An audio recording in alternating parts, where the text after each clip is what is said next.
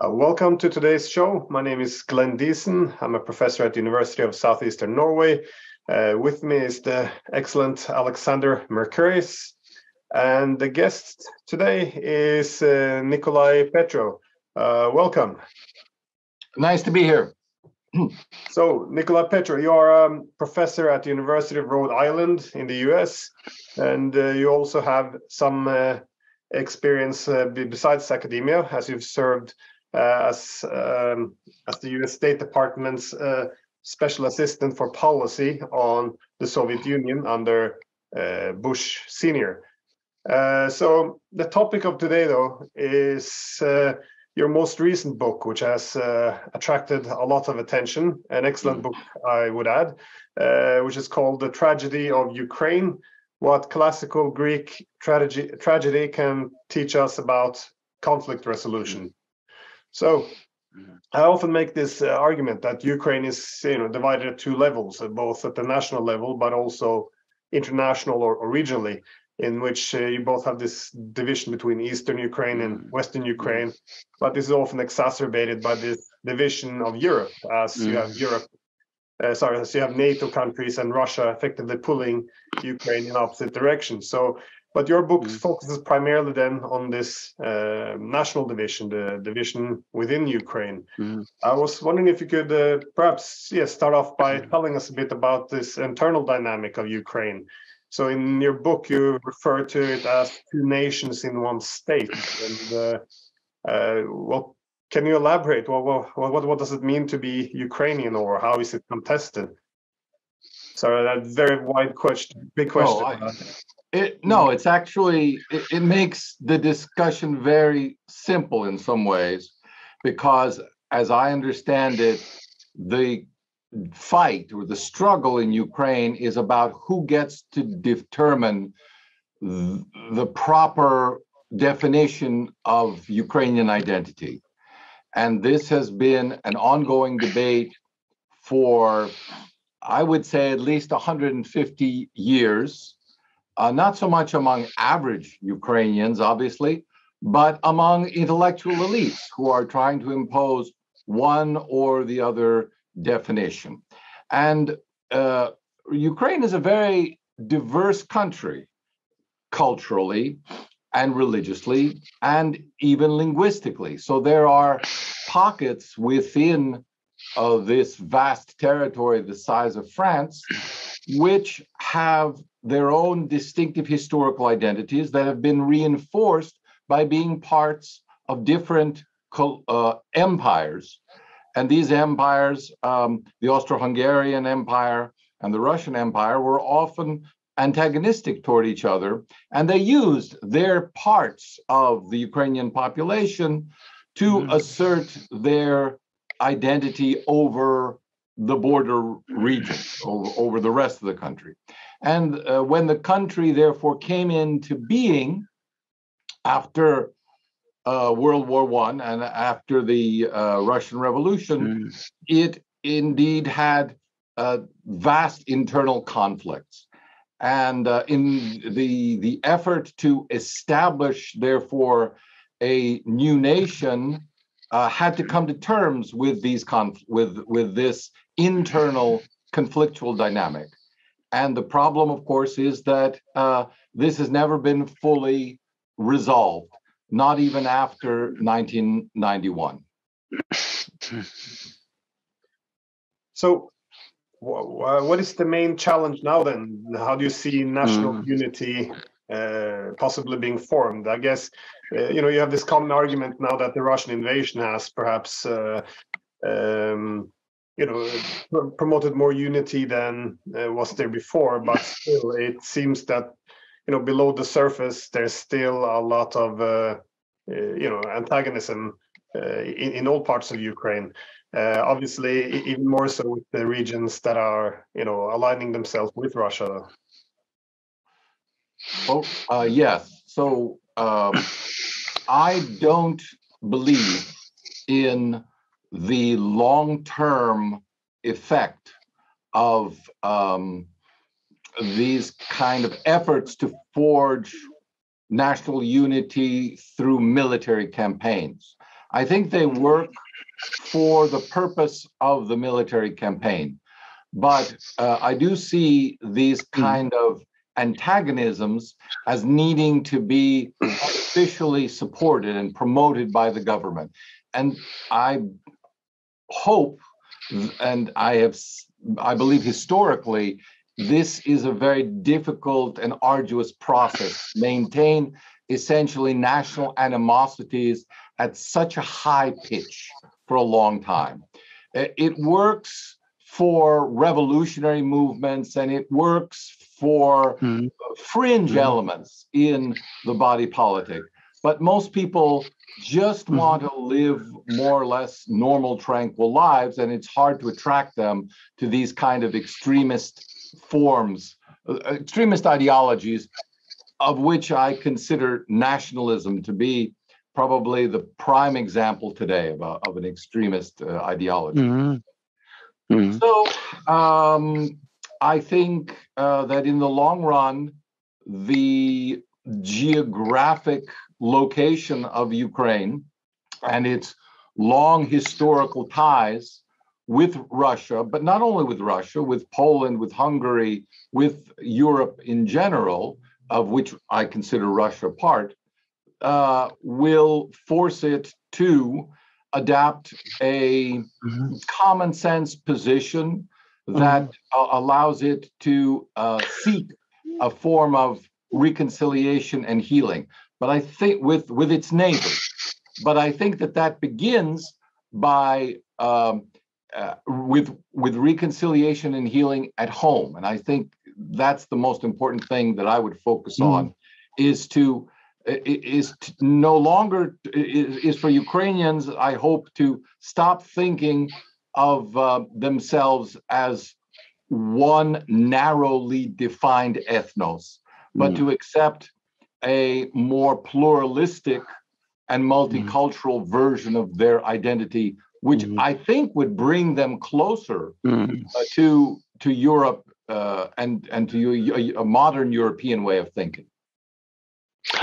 Absolutely. Can I just say, because of course, Nicolai Petro, you're bringing up the question of tragedy, and of course, I'm Greek. I'm ethnic Greek.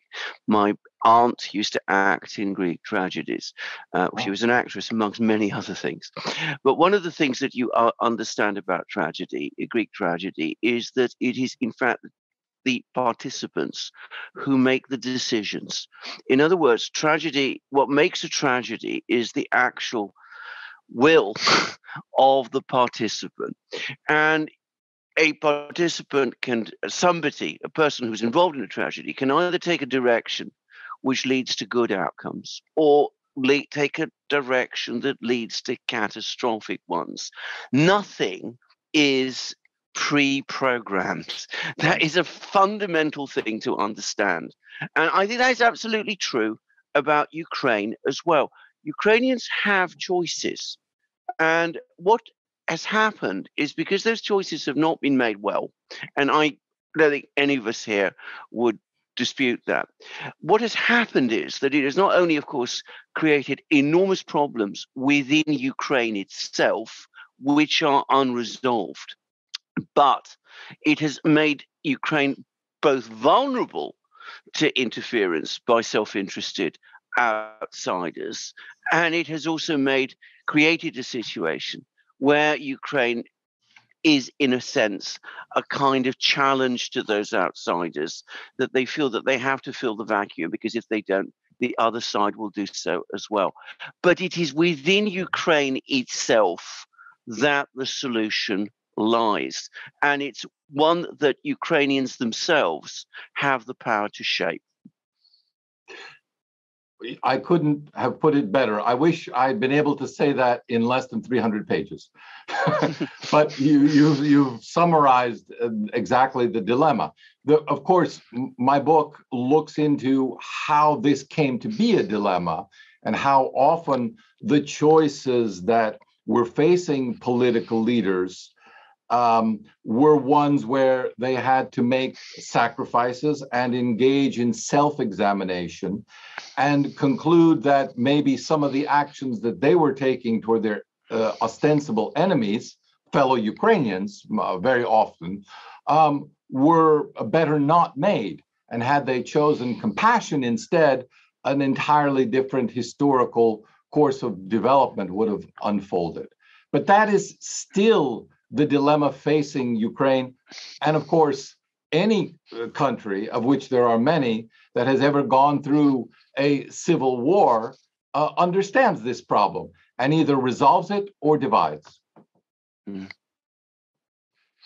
What do you think is the risk of division? Because, I mean, at the moment, this is what everybody is talking about. I mean, we see the four regions that, you know, the Russians now say are, you know, moving away from Ukraine. Is there a risk that this division is going to become permanent? Is it going to get worse? Or is there a bridge that you can create between the various Ukrainian communities that they can come together? I'm going to say this: there's lots of Ukrainians. I've known lots of Ukrainians in Britain, people from both communities. In Britain, when they came here, there weren't these tensions between them that appeared to exist in Ukraine. So is it possible that they can somehow find a way to talk to each other and come to some kind of arrangement? Or are we going to see this process of partition and division continue and get worse? So what we have today on the ground is a de facto forced partition of the country.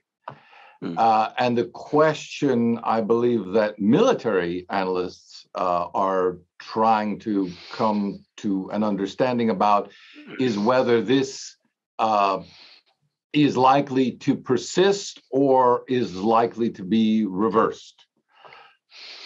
I have no way of addressing that question, but I would say this, that if what we've been talking about so far is correct, that there is an underlying internal conflict that leads to Ukraine being vulnerable to external predations, then overcoming that is the key to both internal healing, social stability, prosperity, and security. And how that can be done is by pursuing, I should say, accepting a of Ukrainian identity than the one that has been accentuated since 2004, and most notably since 2014, that the ideal of Ukrainian identity is Galician identity, which refers to the historical Western regions of Ukraine, 4 Western regions of Ukraine, which to this day are the only regions of the country where Ukrainian is the predominant language spoken. Lviv is the only city in Ukraine which is predominantly Ukrainian speaking. All the rest have always been historically predominantly Russian speaking, and which has a distinctive version of the Christian religion, Greek Catholics or Uniates, which have a certain historical antagonism with the rest of the country, which is Orthodox. So there are real dichotomies there, and imposing that version of identity, Galician identity, as the version for all of Ukraine is one of the things that has fostered so much domestic conflict over so many decades. I would argue that the predominant view in eastern and southern Ukraine is that each region should be allowed to keep its own local identity, to value its ancestry, to value its cultural connections, whatever they may be, to other cultures, neighboring cultures, but that there doesn't need to be an imposition of a single version of Ukrainian identity, particularly one that is of Western Ukraine that is unfamiliar to much of Eastern and Southern Ukraine.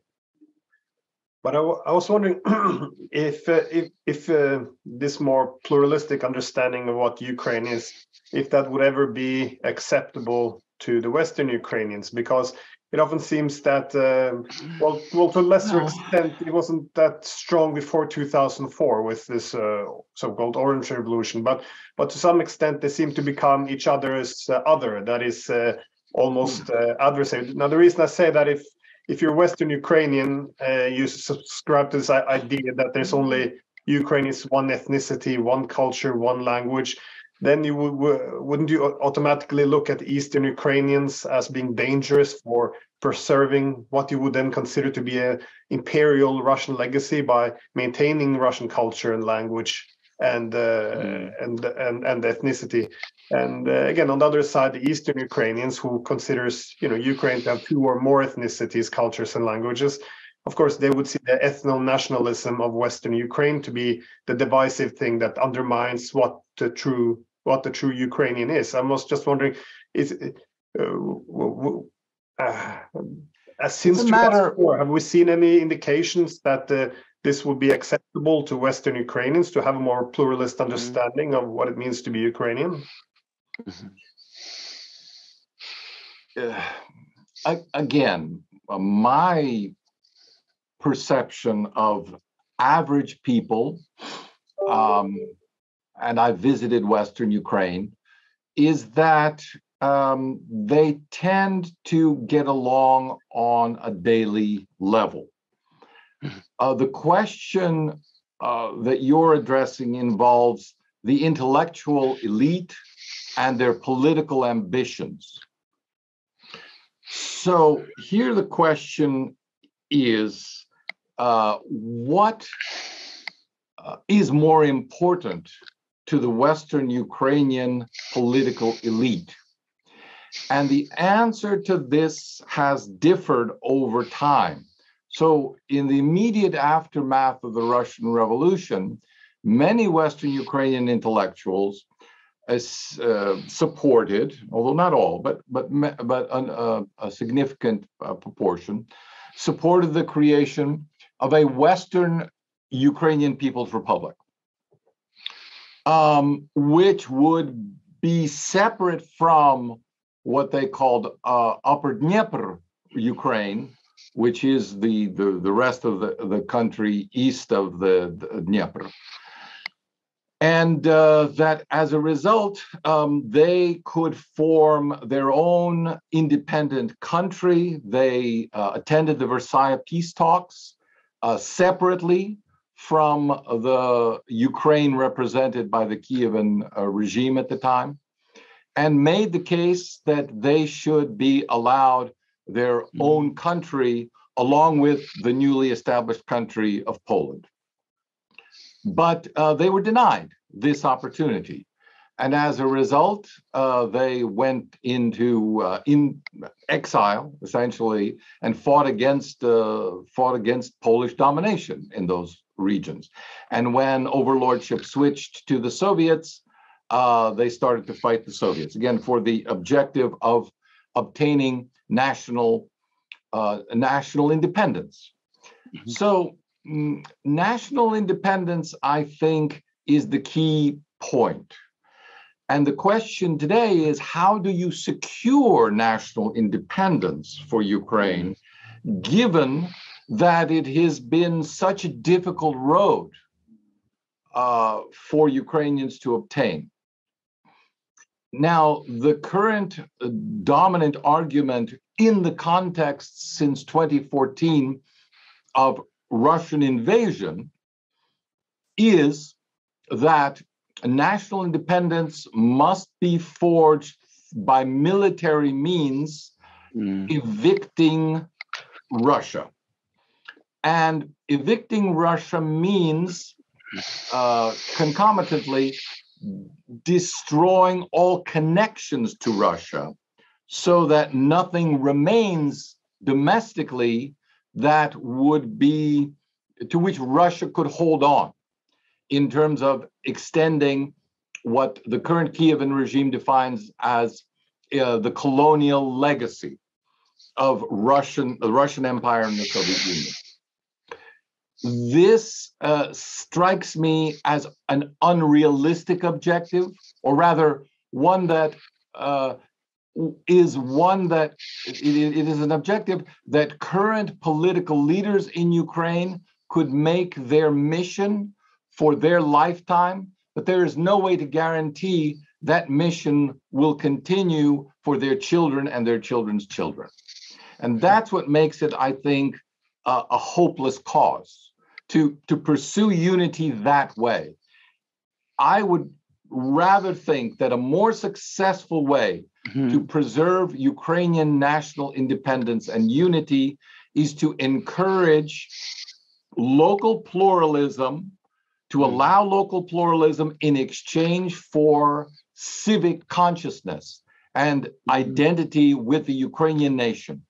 And this, if the Ukrainian nation would accept the pluralism and diversity of its population, would, I think, be something that the vast majority of Eastern and Southern Ukrainians would accept and thrive under. Because after all, their identity, I should say, as Ukrainians or sometimes culturally Russian, is part of a larger Eastern Slavic identity in which there are many different regions.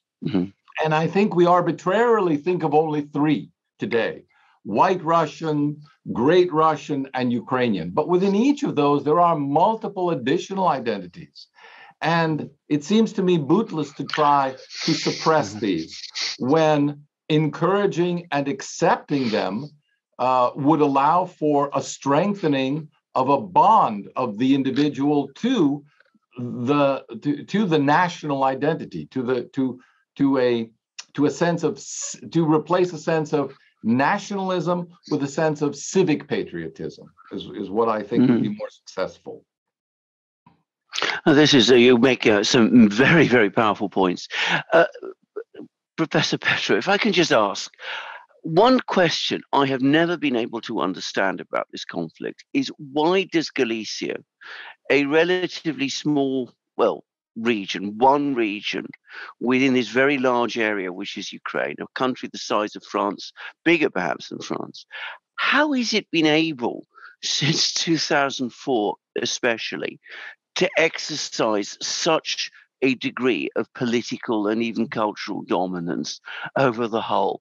I mean, how has it been able to leverage its position to achieve this position? Yeah. I think it is obviously not the impact of its economy or its population or even its strategic position, geostrategic value. I think it is an aspect of the mythology of the birth of Ukrainian identity and the way in which this region has appropriated to itself for decades the identity of the most nationally conscious area of Ukraine.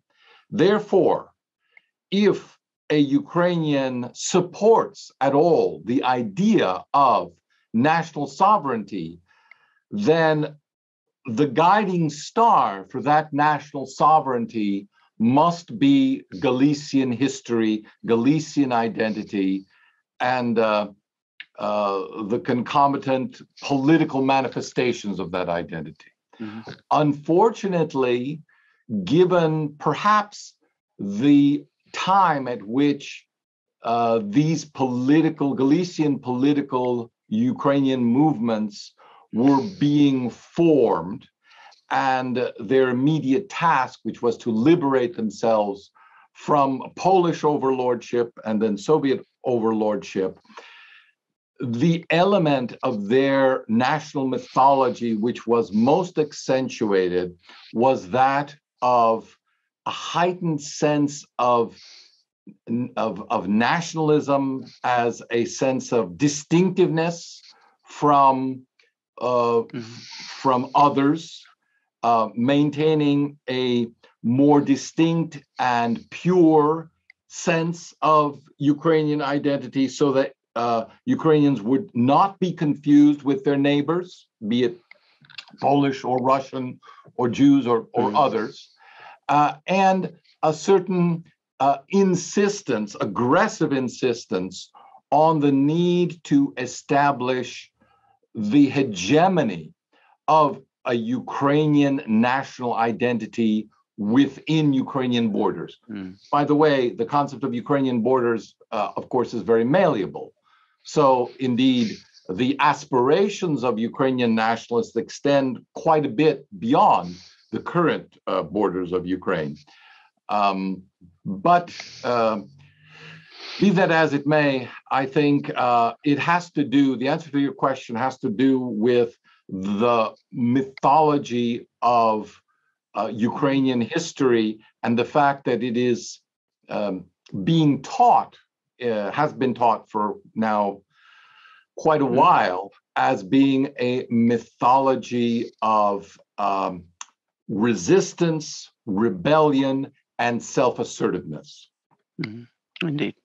Does this also explain the high representation of the nationalists as well, or because I'm thinking they not just the right-wing nationalists but also the fascist groups. It's all often pointed out that in the actual votes or polling they have very little support, especially the fascist groups, but still they acquired such an immense influence. Is it really this Galician romantic national identity they're sending, or is it also their role in toppling the government of 2014? Their power on the front line against Donbass. Like, what? How can you explain this huge influence that they have acquired? I don't. I wish to distinguish between romantic nationalism and militant nationalism. So romantic nationalism refers historically to the concept of nationhood that embraced a sense of popular involvement and therefore could be deemed to be a precursor of modern representative government in Europe. But after World War I, and thanks to the rise of fascism, this became this sense of entitlement became transformed into a militant nationalism. Now, what I think has happened in Ukraine is perfectly logical. I think it happened in Nazi Germany. I think it happened in fascist Italy, and then continued, we should not forget, in Franco's Spain and Salazar's Portugal as well. We are talking about ideologies that not everyone embraces wholeheartedly, but that it is much more, it demands much more effort on the part of the individual to fight rather than to accept. So on a day-to-day level, most people, especially trained as they were from the Soviet past, to let ideological phrases simply bounce off them, I would say, not recognizing how much they actually affect thinking. But to say, well, that's them. That is the official government position. But I don't deal in politics. I don't want to think about that, or to give the current political policies or current policies of the government a positive spin. Most people just allow things to happen rather than fight the system. This is, I think, a perfectly natural response to a government that is captured by an ideology which is messianic, And that's what we have currently in Ukraine, a government with a mission. And that mission is to, I would say only partly to defeat Russia. That's, I would say, the first step. The second natural step, as has been highlighted in for a very long time in nationalist writings, Ukrainian nationalist writings, is to cleanse Ukraine of all foreign influence. Russian being the dominant foreign influence that needs to be cleansed. But I would like to remind our listeners that any hint of European liberalism is just as much anathema to Ukrainian nationalism as Russian colonialism is.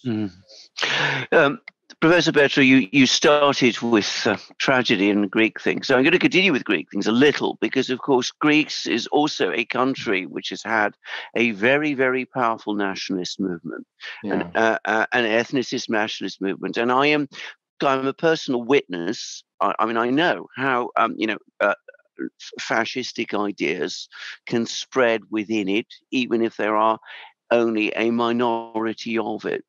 And of course, purification, the concept of purification of the ethnos, is not one that is unknown to us in Greece. We've seen that too. We've seen that in language reforms. We've seen that in attempts to, at times to affect education. It is completely sterile. It leads nowhere. It ultimately disconnects the elite who tries to impose it from the actual vital forces of the society that they purport to govern. And I just wanted to make that observation because, of course, I've seen it all myself. Can I ask this basic question? Because you bring up the issue of Slavs, the fact that Ukrainians, Belarusians, Russians, all of these people are Slavs. Is there within Ukrainian nationalism today any acknowledgement of this fact, that the people that they are at war with currently are Slavs, that there is a Slav identity, a Slav community that somehow transcends the divisions between these different nations? The answer depends on who you're talking to. So my sense of the intellectual component of Ukrainian nationalism is that, of course, there is an understanding, but for the purposes of the current struggle, it not so much cannot be acknowledged, because not acknowledging what the entire world and historical literature has is based on would be foolish, but rather to reinterpret it. And I have a section in my book which highlights how the relationship between Kiev and Moscow must be redefined from a nationalist Ukrainian perspective.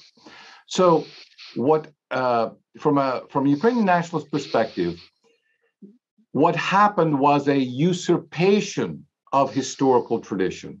And I point to the ancient biblical tradition of Jacob and Esau, and a similar mythology which has been woven into Western civilization with Romulus and Remus and other noted historical examples.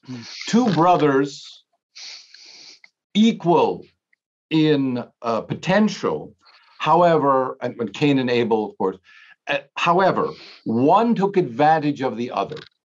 And from the Ukrainian national perspective, it was the wrong brother that got the benefits of this, the Muscovite brother. So what Muscovy became, namely this global empire, the Russian Empire and then the Soviet Union, should have been Ukraine's. That was Ukraine's destiny. And so the effort to understand why that did not take place from a Ukrainian nationalist historic perspective must be sought at the very origins. And from then, it must be traced through the duplicity of Muscovite leaders. So that today, we should not be talking, from a Ukrainian nationalist perspective, of Kiev and Rus. We should be talking about Rus Ukraina. And therefore, we do not refer to Russia as the Russian Empire, but rather as Muscovy.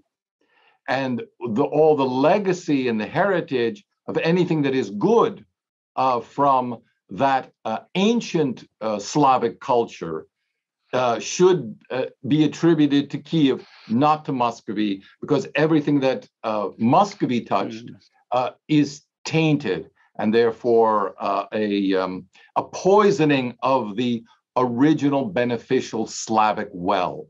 So it's I'm looking toward the future. Is there a way to cleanse this well? I'm not sure from the perspective of Ukrainian nationalist history. At the turn of the century, the turn of the 20th century, I must say that Ukrainian nationalist historians like Khrushchevsky were not adamant about this kind of conflict and didn't see it as a struggle that had to end in the extermination of one brother by the other brother. But with each passing generation, it has become, the rhetoric has become more and more attuned to that mutual self-annihilation. Unfortunately, and why is this being so prominent a theme today? Because it is to the glee of Western powers and contending powers that would be happy to see the destruction of Russia if it could be accomplished at the expense of Ukrainian sovereignty. I think this is exactly where I was going to lead to, because of course you've told us many fascinating and important things about Ukrainian nationalism, about its origins, about Slavs, about relations between Russians and Ukrainians, between Kiev and Moscow. You're not going to find any of this if you go to the British or American media. They don't talk about this at all. They don't even, to any great extent, acknowledge, in my experience, that Ukraine and Russia are, the Slav nations. I mean, this isn't there anywhere. This is a straightforward struggle between two countries in which one has attacked the other. How are we ever going to get past that? Well, all that I can point to is historical examples of the past. Obviously, this is not the first instance, nor will it be the last, of nations attacking other nations, of nations fighting. So there's no particular reason except political expedience to ascribe something unique to this particular conflict. In that context, I would say look at the great struggles that we have known in the past between France and Germany. The common assumption, as Sir Herbert Butterfield reminds us in his writings, was that these two countries, because of their geographic proximity, because of their role in European history, would always be at each other's throats. One could look at the troubled history of England and Ireland, or closer to home, the United States and Mexico, where after the land grab of 1840, the United States managed to invade Mexico an additional 10 times. Skip to the present, Mexico seems to be, and most Mexicans seem to be entirely comfortable with welcoming wealthy American tourists and retirees into their country. And the interaction is, of course, not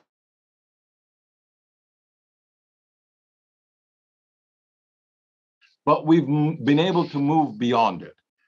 I must imagine that any realistic discussion of history that wants to look to the future must envision that time which is inevitable, a time at which Russians and Ukrainians will perhaps have not exactly perhaps a cordial relationship, but one no less antagonistic than the one between the English and the Irish today.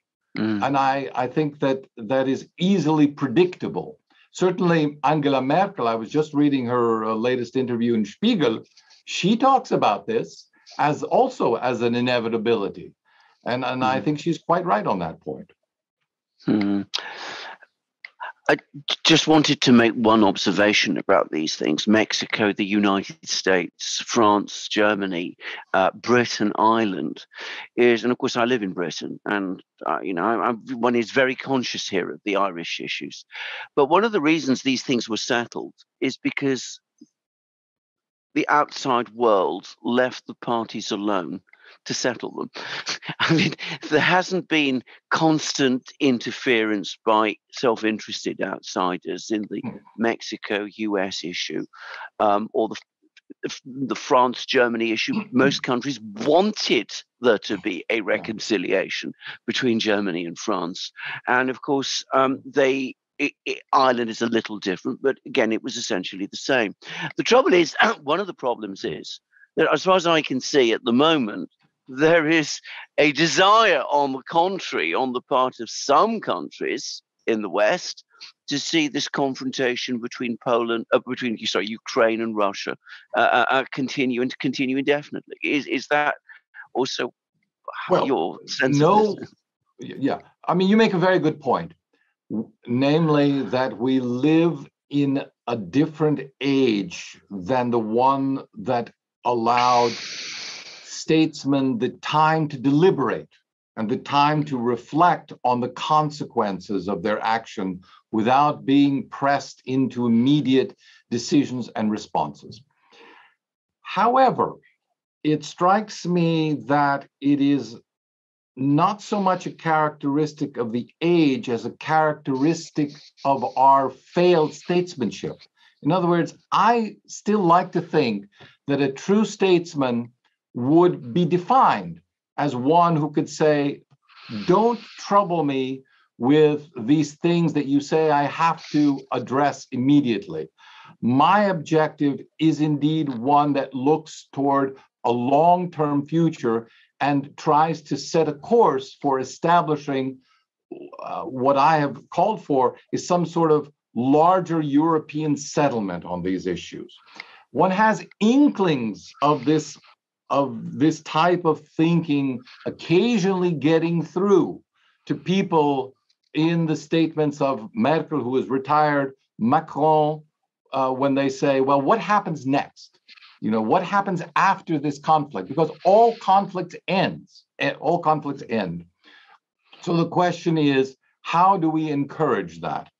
Now, those who do not want the conflict to end really have, in my opinion, they should be exposed as people who have no vision of the future, no vision for themselves in that future, and no vision of the future for their children. And because once you get down to asking them, well, what is it exactly that you see as the stable resolution to the problems that Russia brings to the table in terms of European security, that from Russia's perspective necessitated this type of action in Ukraine, you typically have either silence on the part of our politicians or some sort of fanciful notion that Russians will somehow be transformed once Alexei Navalny is liberated and elected president. This is, in other words, a complete fantasy and should be dismissed and exposed as such. But also what, well, I guess it begs the question, because when we began to speak, I think we all agree that the solution must be found within Ukraine, Yes. its peoples. But again, it's also this second dimension, because as we see indeed in a lot of civil wars, you have these internal divisions where the internal rival parties, they seek external support to the extent it creates this huge dependency that gives the externals the power. Because if you see the fighting today in Ukraine, I mean, Donbass hardly autonomous anymore. They do what Moscow say, and Kiev, they do what the Americans, the British, or what NATO say. So it's now a proxy war in every sense of the word. So, but that's why I was wondering if is it possible to settle it unless there's a European solution as well? Because what you're discussing now has been the challenge ever since the Cold War came to an end. This was when we had two different visions of Europe. Was it Gorbachev's common European home, or was it Bush's Europe, Poland free? Which would manifest itself within Europe through an expanded NATO. So a Europe where Russia wouldn't necessarily wouldn't belong, because I feel that's part of the motivation, at least here in NATO, in this war. It's seen as an opportunity now to finally create a Europe without Russia, one where countries like Ukraine, who has previously favored the relationship with Russia over NATO, now seen to be aligning itself solely within the Western camp and essentially becoming a new Poland, if you will, where anti-Russian, for the decades to come. So would there be any interest in the West, though, to resolve this this conflict if it's on this path? It may not be the predominant political view in the current struggle, but I would argue that there can be no European security without Russia. It just needs to be stated that boldly and that simply.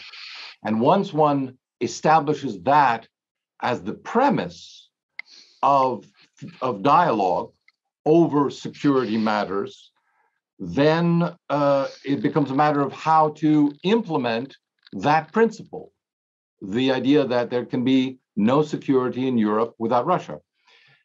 Interestingly, nearly all of the political actors who now say we must support Ukraine, we must arm Ukraine, Ukraine must defeat Russia, have at some point earlier said also what I just said, namely that there is no and can be no European security without Russia as a core element of that security configuration. So I think they need to be asked precisely what they mean by that, and it simply does not help the political process or any diplomatic solution to say, we will talk about that later, which is actually the last argument that people now are coming to, because it seems rather obvious that Russia must somehow be part of the security equation. Otherwise, it will always be a potential disruptor. And therefore, there can be no European security with a potential disruptor at its borders. So in order to avoid that, Russia must be involved in the process, as must Ukraine. And here is the key point that I would come back to, that the issue of Ukraine has, in the current conflict, lost its sovereignty, not gained it. And as a result, as part of a pan-European security, a pan-European political settlement, which includes a security component, this would be a vehicle for restoring true Ukrainian sovereignty. And I define Ukrainian sovereignty as the ability of the nation to make its own decisions without needing to kowtow to any external actor. That's all. Mm-hmm. Not. Continue. Well, in your book, you write about a lot about the Minsk Agreement, which was the initial peace agreement, which will try to resolve the conflict that emerged after various NATO governments supported the regime change in Ukraine in 2014. I thought about it now when we talk about finding a pan-European peace, one in which Ukraine can be sovereign, because this is what the Minsk Agreement attempted to establish, was finding a place for Donbass within a sovereign Ukraine. Right. but as we've seen, that peace agreement was undermined for, if not directly sabotaged, for 7 years. And I also saw the recent interviews with Merkel in both the Bild and Spiegel, in which she made this argument that it wasn't really a peace agreement which was intended to be implemented. It was rather to buy time. I'm not sure if again she was appealing to her Western audiences or not. But this was also something Francis Hollande repeated as well, that he agreed with Merkel that this was to buy time to prepare Ukraine for war as opposed to be a permanent peace. And again, Poroshenko may made the same argument. Do you think? Well, the reason for that, excuse me for jumping right in, but it's such an important point. The reason was because the Minsk Agreement was divorced from a broader effort to bring Russia into a larger European security arrangement.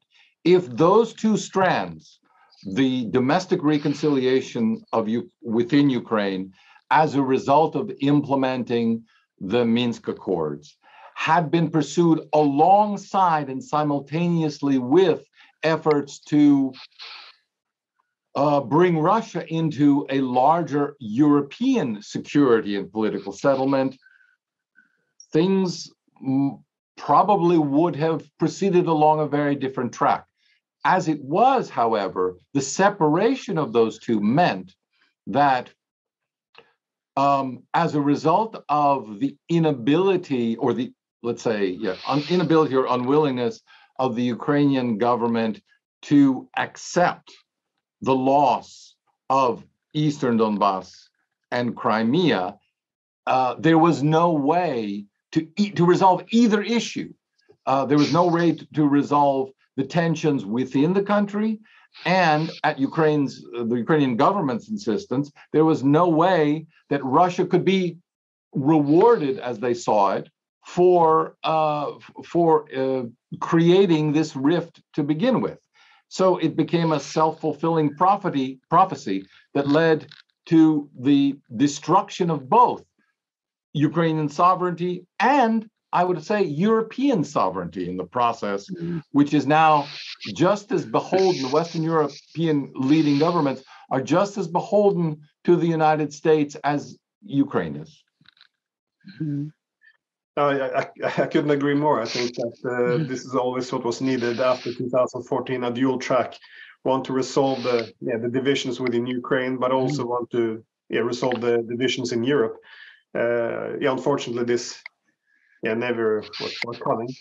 I was wondering though, if because we discussed how the nationalists are more overrepresented, if you will, in Ukraine, which prevents also any reconciliation from occurring, both internally but also with Russia, of course. But where's the opposition to the nationalists? Again, even within Ukraine in 2018, we saw 73% of Ukrainians voting for Zelensky, and of course, Zelensky at this time was running on a platform in which he wanted, to talk to Donbass. He wanted to restore peace with Russia, implement the Minsk Agreement. But again, this was all of this was reversed, obviously, under a lot of pressure from the nationalists as well as its foreign supporters. I was just wondering, there was more outspoken opposition to this confrontational nationalist path before than we see obviously today. What happened to the opposition? Because a lot of them are still there. Well, the simple answer to your question is the opposition is in jail, in exile, or disenfranchised. All the opposition parties that represented, well, at the very least, perhaps a third of the country's electorate. At times, it was the dominant political force. Those parties have all been simply made illegal.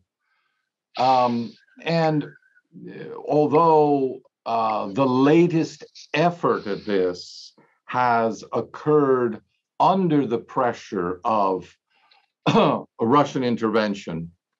We mustn't forget that these policies have been underway for at least a decade, even before 2014, at least in terms of the suppression of dissent in the media.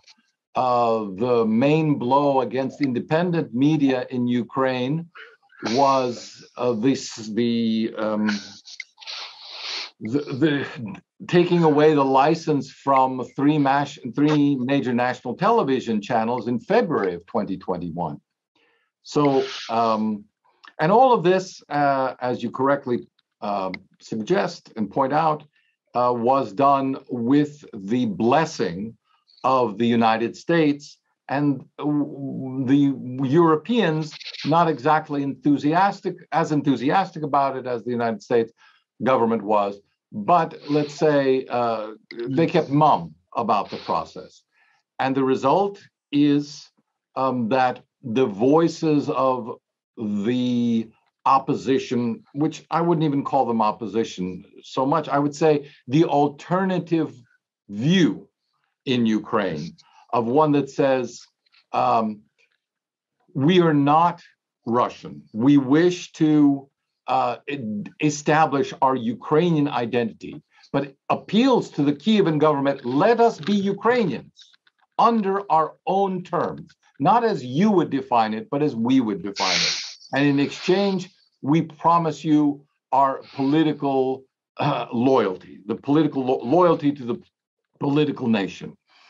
That has been an arrangement or a deal that the Kievan government, Kievan nationalists specifically, have not found acceptable. And the reason is, I suspect, because they don't believe it. They don't believe that a Russian speaker in eastern Ukraine necessarily can be loyal. And in my book, I have dozens, a score of examples of senior officials quoted about, as I put it, the treasonous nature of the inhabitants of eastern and southern Ukraine. So that's a tremendous problem, and it is one that the Ukrainian people themselves will have to address and find a way to resolve. This is not, there is no solution for conciliation or compassion that any outsider can bring. Tragedy illustrates a way forward. It illustrates mainly by virtue of the disastrous consequences of confusing vengeance with justice. But the recognition that vengeance is not true justice has to take place in the minds and hearts of every individual. That's extremely well put, actually. That's exactly what tragedy does teach you, in fact. Are there any potential forces or movements still left on the Russian side of the equation within Ukraine that might be willing to reach out to these nationalists still? I mean, is this something that, you know, you can imagine people who must be feeling very embittered in some of these people who have been in prison or escaped or whatever? I mean, do they still feel or desire at this moment in time to achieve that kind of reconciliation? I think it is a rare person who can look beyond their own offenses and their own suffering in their lifetime. I grew up, I'm just over 60, but I grew up in Europe, in Germany, and we would go to Holland, my family, every summer. And I can recall as a young child with what disdain and contempt many older Dutch people, when I was 10 or less, or just around the age of 10, would treat my parents and even myself because we spoke German to them. But within 10 years after that, so maybe let's say 30 years after the war, so an entire generation and then some, young people didn't understand the reasons for that animosity. They had not experienced it.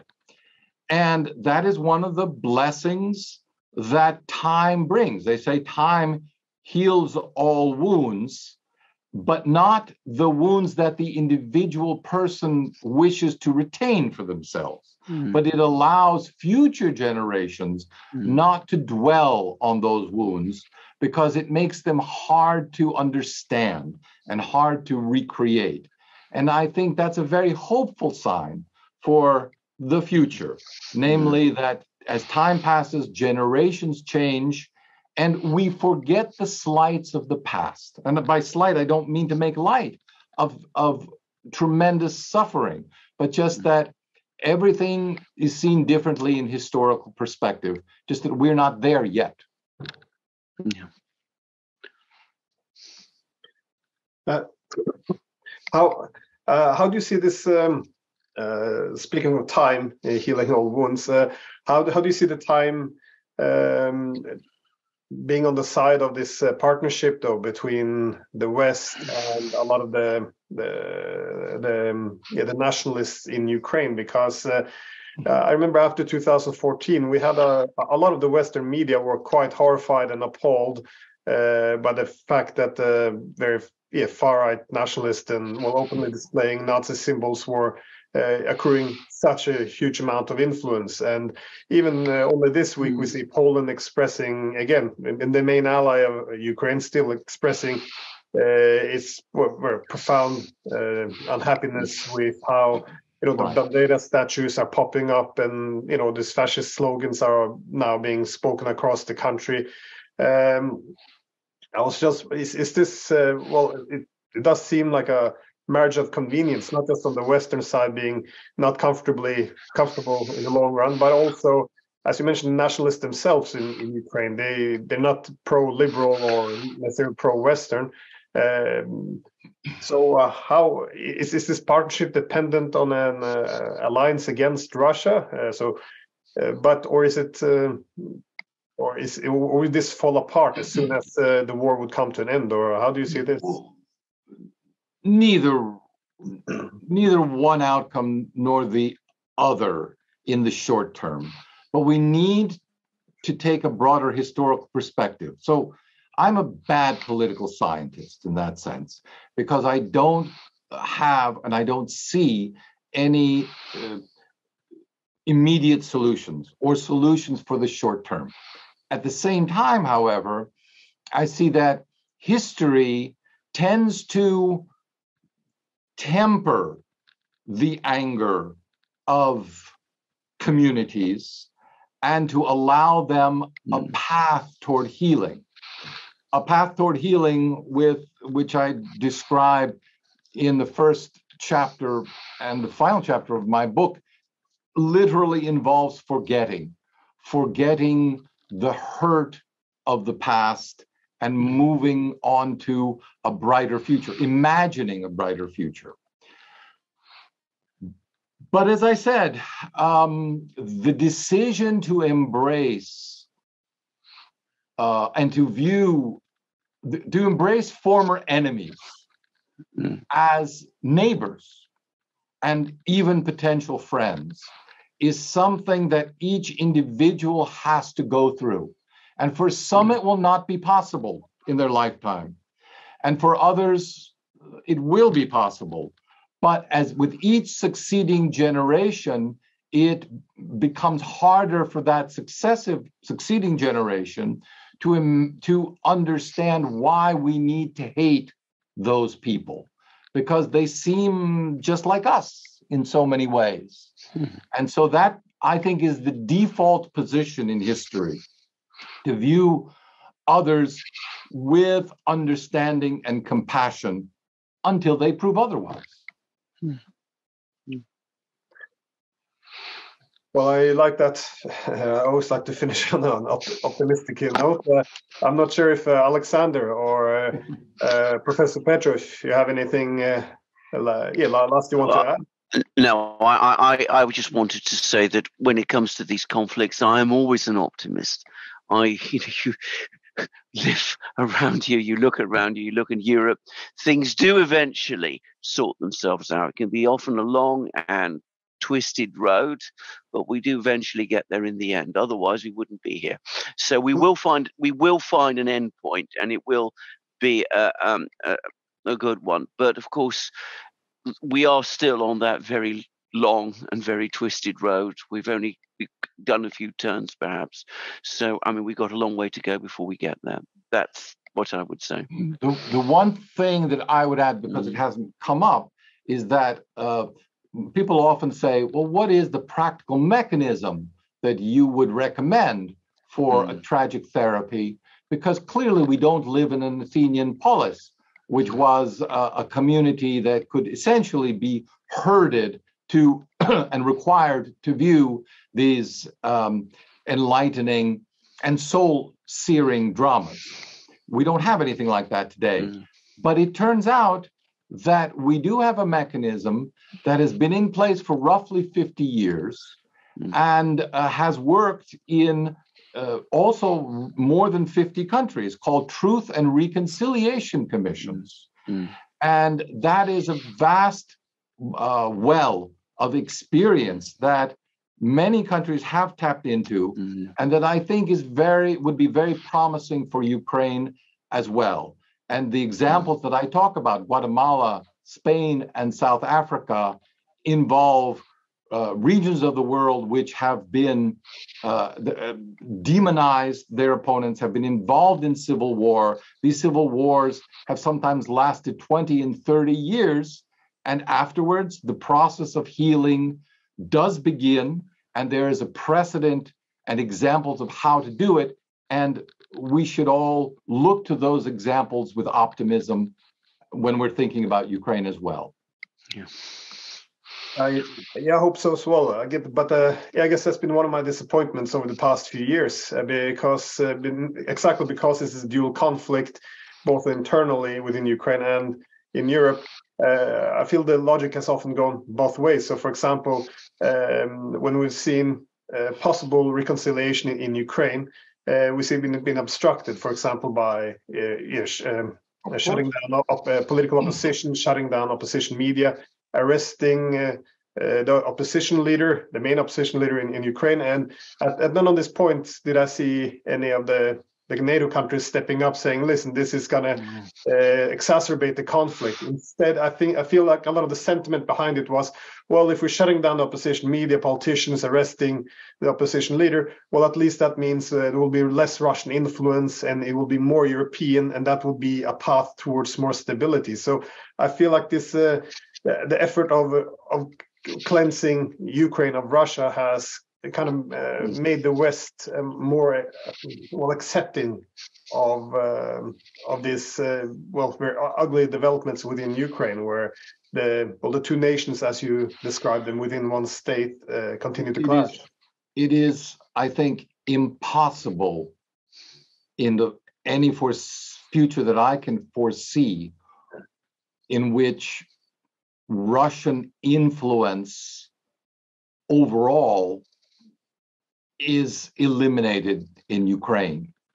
And by simple virtue of the fact that Russia is where it is, and its cultural and media output simply overwhelms in its very attractiveness in Ukraine that of Ukrainian domestic media. At least until last year, I should say 2021 or early 2022, every poll shows that there is that Russian cultural production, I'm not talking about political production, but simply the broad sweep and scope of Russian culture is something that is very close to the vast majority of Ukrainians. And no matter what happens, I would say, politically and militarily, that stands on its own, just as German culture stands on its own. You may say, well, I can't tolerate German culture today because it's because it is it coexists, shall we say, or it has coexisted with Nazi regimes. But that is not the point. We unfortunately over-politicize culture when we should be striving to culturalize politics, to broaden the scope of our politics and bring more of the general values of the cultures of humanity that particularly have a broad significance to an appeal that transcends national identity. We should be emphasizing that so that we can precisely see the humanity in our opponents, without which we could never resolve any conflict in the world.